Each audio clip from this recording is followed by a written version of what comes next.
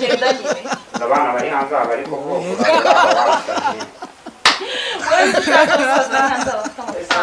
Basi icyo gutwara nk'uko abantu bazagenda bakwikubitiriza za zamaze kwa Sophie. nyine ngo amashuka yo kwa Sophie. Ameza te boss we. Wayabonye ute? Ese cyane. Yenda kubaza amashuka yo kwa Sophie wayabonye ute? Susu wabura ugafata telefone koko mwana kubigirage koko we. Allo, umva Susu uzi ibintu byabaye. Wa muntu twakubise yapfuye n'ukuri. Oya, yapfuye. Ndabwiye ngo ngiye ubungubu maze kugera mu rugo niyambuye nasibangayije ibimenyetso ariko bari kumbwira yuko yapfuye n'ubundi baraza kumfata ni hahandi kandi we witorokeye. None mbigenzi nese nkora iki? Oya mbwira ibyo mana ndapfuye ubu ngiye kujya muri gereza siga abana banjye koko.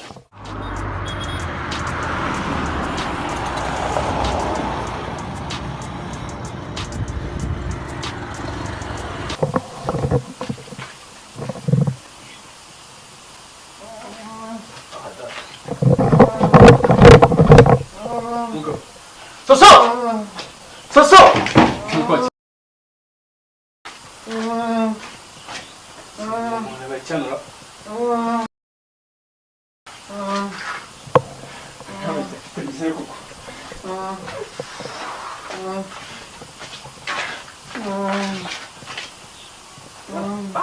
Peter! Usura muntu wowe wishe Peter. Simbibona se? Barato dukine deal wowe. Sibyo? Nk'abantu babaca badukine deal. Imugabo ufite ubwenge. Umuntu gupfa kugira ngo dudamare mu bantu. Umva. Urambereza uranzunga niba utanzunga ngo ngaraga ibicwa. Ndabishyira hanze gihe ndahita muhamagara gutya mbwira mukoringe. Mukoringe se? Oya mukoringe. Umva ngubwire fata dutamutuye kwa muganga ibyo rimo ntago mbizi wa musinga. Urayama cyangwa nani? Amatijende. Okay. Nana bitanu maye njewe muhamagare. Ariko ufite ubwenge. Okay.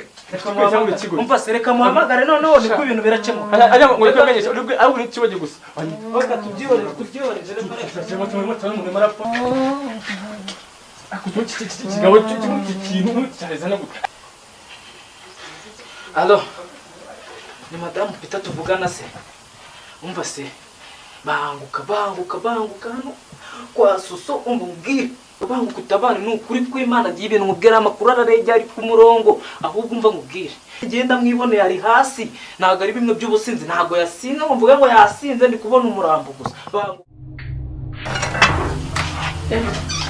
Shariko nabura mwetu sugiye Reka nkubwize ukuri ndagiye ariko amakosa yamaze kuyarambirwa nakuvanye wanyunguze ubu umugore wanjye hano mu rugo byagakunguka no wangumije byagakunguka by'abagore byanyu bya hano byo kwirwa muzerera mu Rwanda n'abagabo ba hano ntabwo mbishaka ngiye mu ntara mu kazi bahamagaye ko nawe utaha ugiye ntara mu kazi ntabwo mu Kinyarwanda kompesi nagari ugiye noneho ngiye urahaza basi ngusabye no oyinde kuranga no reka mubwire nyine ngusabye mbabazi kwemera amakosa banze nyumve ibintu bya simbishaka sinshaka no kuzongera kubyumva reka cyangwa hano mu rugo uzaza ryari se basi tuzavugana oyo kumbeshya ndabizi kandi witekerezaho cyane kuko ntabwo nshaka ibintu ko bizasubira mbabazi nagomba barira tuzabivugana n'ingaruka ndi kwihuta tuzabivugana n'ingaruka oya tuzabivugana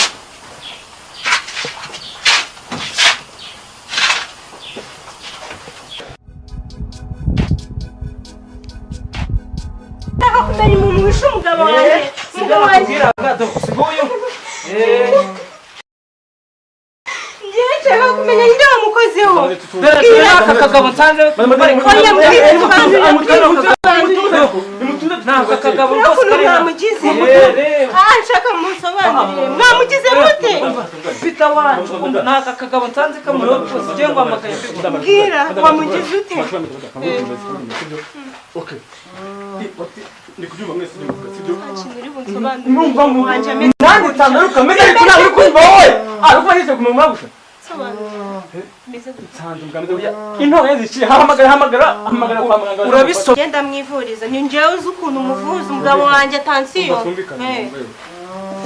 amafaranga ibintu byabaye nshaka miliyoni 2 ibi bintu cyangwa se mpamagare polisi mbabwire uburyo mungiriye umugabo se oya hamagara polisi hereza hamagara polisi no byanjye kanze Mwacha ushaka amafaranga yanjye sima kugana kanze mpamagare polisi mbabwire uburyo no ihamagare Hasoni Petrol Gitesha. Sawa boss. Meze neza. Cool kabisa. Sikonja bwana. Unguha akazi wadashobora. Umva. Subizi se. Ikibazo cyawe ni umuntu. Ndio urumva. Ndabizi banga nicyo wibagiwe. Kandi uteye nk'ifi. Ni yutega wamara kuyitega nyuma y'amasegonda ikagaruka handi wayitegeye. Ako si cyamamare waranyibagiwe. Ciceka. Fundika. Ndashaka kuguha akazi. Ukajya ucungira uriya mugore. Kuko mfite amakuru yuko yinjiza abagabo. Uravuga nyine madamu wawe. Okay. Sigayemo. Urafata. Banzo nyumve neza. Umva se. Niba ari na avance ndayiguha ariko umucunga. Umva rero twumvikane nyine. Icyingenzi nuko uzajya unzunga ibicwa byanjye ukabinkaraga biri ku murongo sibyo nibyo ntashaka. Nta kibazo mfite ngiye bro. Ibyo byibicwa n'ibiki n'amafaranga nzajya nta bindi nzajya ngo. Okay nta kibazo. Kandi nawe sinshaka yuko hari umuntu uzamenya ko tuziranye. Duhura ngo amafaranga ushaka. Icyingenzi ni mura. None se madam hagarara aho ngaho nkubaza. Ubundi wowe wigize umuntu w'umunyamahane ufite imbaraga. Aryo ubu ngo nigewe musinzi wose ubwo wari wanyoye iki? Ntabwo reka njya mukubise. Yakubiswe nande? Nukuri ntabwo bizura mugabo yaje yasinze. Niba yarwaye igicuri nanjye ntabwo. Mbega mwagiye mwiyerekwa ry'amasengesho noneho ubundi undi nawe wagwa igicuri. Oya simbizi ko byaje. Sawa? Reka aryo ubundi ako bafunze kandi ngo bari bafungiye mu kindi cyumba. Mbafungurije rimwe? Naga agakobwa nagahungu ni. Na umuhungu nyine. Ati.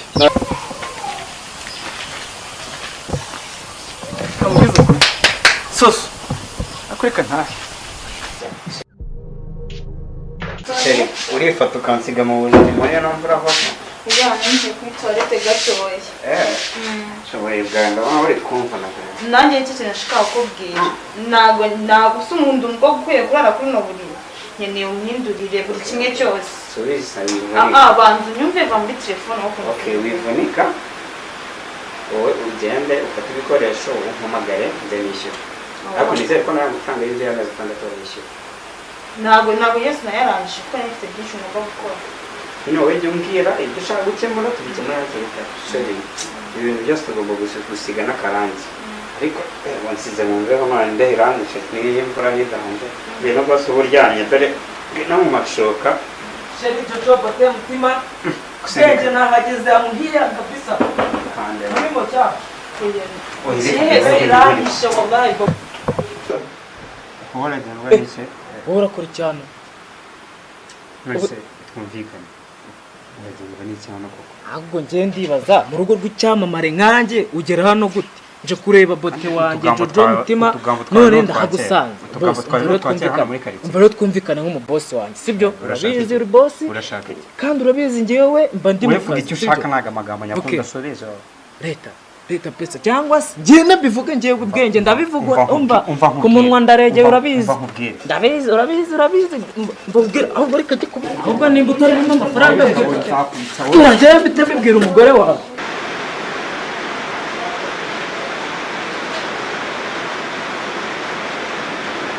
Ibihe bikimba mu vanga.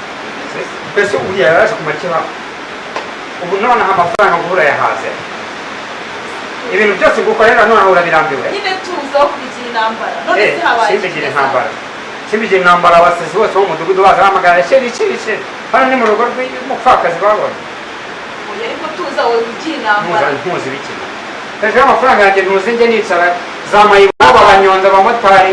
Kandi nanjye kuko hari ayo kwishyura ariko nanjye ni mu rugo rwawe. Amezi 3 siri kumva ari umwaka, ukumva ari imyaka 5. Ayo mezi 3 azajya gushira nabonye abandi banyishyurije. Abagende bayavuze. Umva gira vuba hano mu nzu. Gira vuba fata utwaye twose. Okay, genda gake. Genda gake. Baguha amafaranga. Fata ubwo upana bwa n'ukweto bwa unsokere hano. Nta soni. Nasuzugura kajojoba nsokera mu nzu gira vuba. Ntuzanagaruka ahubwo. Urarata se icyo ufite. Imodoka nziza.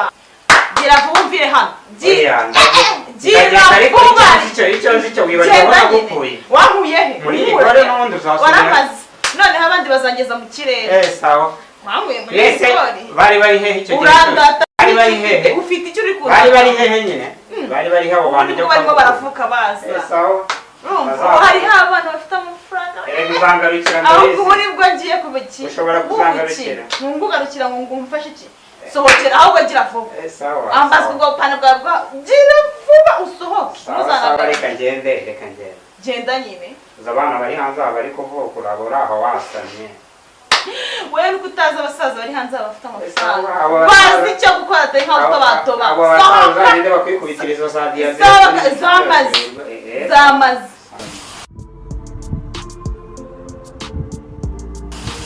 ariko ndeba cyane ndumva nagukunze umuswe mukunda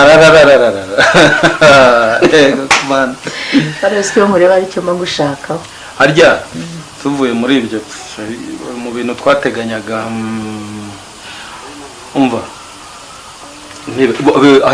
hari ibintu wa mwana yambwiye avuga ngo televiziyo ngo gusukisha umusatsi ngo akeneye ngo na telefone ngo n'inkweto ariko mu bintu nuko yenda bisaba amafaranga menshi ariko mu bintu bikwiriye kugurwa bagomba kugurwamo n'amashuka turareba iby'ingenzi nyine amashuka zagura amashuka nkayo kwa Sophie kwande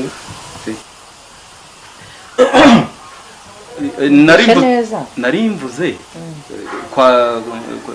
kwa Sophie nyine ngo amashuka yo kwa Sophie ameza ate boss we wayabonye ute ese cyane ndakubaza amashuka yo kwa Sophie wayabonye ute ni by'uyu mugabo